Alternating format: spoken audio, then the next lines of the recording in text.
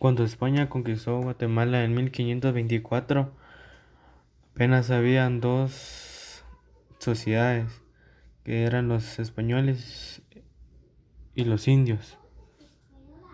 Después, durante toda la época colonial, los españoles ocuparon la posición social más alta.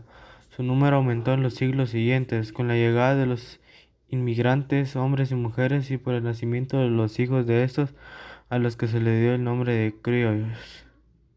A ese sector pertenecían los gobernantes y los altos funcionarios, los miembros del ayuntamiento, el clero, los ricos comerciantes y los agricultores de clase ilustrada, los descendientes de los conquistadores y de los primeros colonizadores. Después estaban los indios y años más tarde, con la llegada de los esclavos, que serían los negros y mulatos. Durante la colonización, la Iglesia Católica fue el elemento más importante en la vida cultural de la colonia, y esto vincula no solo a las costumbres y a las formas populares de vida, sino también a las artes plásticas, la literatura, los centros de beneficencia y la educación. Aparte, se dedicaban a la enseñanza. El 31 de enero de 1676, el rey Carlos II aprobó los estatutos de la Universidad de San Carlos, la que se instaló en el Colegio Mayor de Santo Tomás de Aquino. Las primeras cátedras que se ofrecieron en esta universidad fueron las de leyes, medicinas, teología, filosofía y lengua guatemalteca, cachiquel. Entre los profesores habían frailes de órdenes religiosas.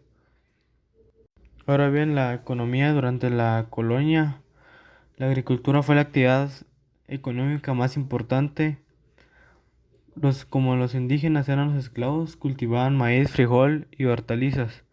Entre los productos nuevos traidores por los españoles estaba el trigo.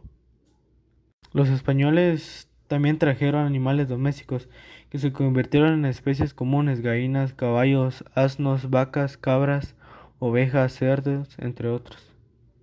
También se cultivó la caña de azúcar, planta nueva en Guatemala, y se formaron ingenios para procesar el azúcar y la panela.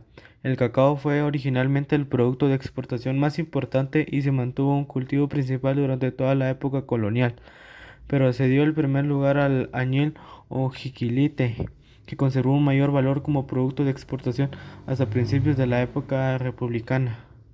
Otro sería el algodón, que también se cultivó ampliamente y se utilizaba en los telares de indígenas y por artesanos ladinos en la fabricación de mantas y diversas telas. Por otro lado estaban los sastres, albañiles, zapateros, calceteros, herreros, coheteros, quienes ejercían otros oficios artesanales. Eran en su mayoría de la clase ordinaria o castas, e inclusive negros esclavos. En el siglo XVI todos ellos comenzaron a organizarse en agrupaciones del mismo oficio, denominadas gremios, lo que funcionaba con estatus u ordenanzas aprobadas por el ayuntamiento. En la época colonial surgieron las primeras agrupaciones políticas, base de los partidos liberal y conservador. Los primeros partidarios de la emancipación política, en tanto que los segundos eran españolistas: Pedro Molina, Francisco Barrundía, José Francisco Córdoba y muchos otros patriotas eran liberales y comenzaron a editar un periódico de esta tendencia. Después de esto, en 1810, donde se formaron rebeliones independentistas. Estas en algunos casos fueron cruentas guerras en las que participaron masas populares y que solo terminaron cuando se alcanzó en todo el continente la independencia política respecto de España. Después de que muchas personas hayan luchado por la independencia, en la reunión del 15 de septiembre de 1821 había un número mayor de partidarios de la emancipación, por lo que se decidió suscribir un acta en la que se pedía que el jefe político le mande publicar para prevenir las consecuencias que serían temibles en el caso de que la declarase de hecho el mismo pueblo. Pese a que a estas declaraciones no se hicieron entonces modificaciones significativas en el gobierno, y se dejó un punto por el cual se delegaba a un congreso que se reuniría en marzo de 1822 la decisión final sobre la independencia. El acta de independencia fue firmada por dos miembros del gobierno, el jefe político y el secretario de gobierno, por 5 miembros del ayuntamiento y por 6 diputados provinciales.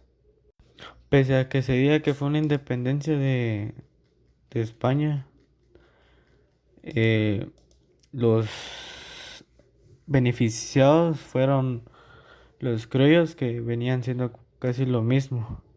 Lo que ellos buscaban era poder echar a los españoles para que así ellos no les pagaran ningún impuesto, así los impuestos les llegaría a ellos. Por otra parte, los que salieron perjudicados en eso fueron los indígenas, que ellos deberían haber sido los beneficiados en esto. Aún hoy en día se ve eso, que son pocos los que les beneficia todo eso de la independencia.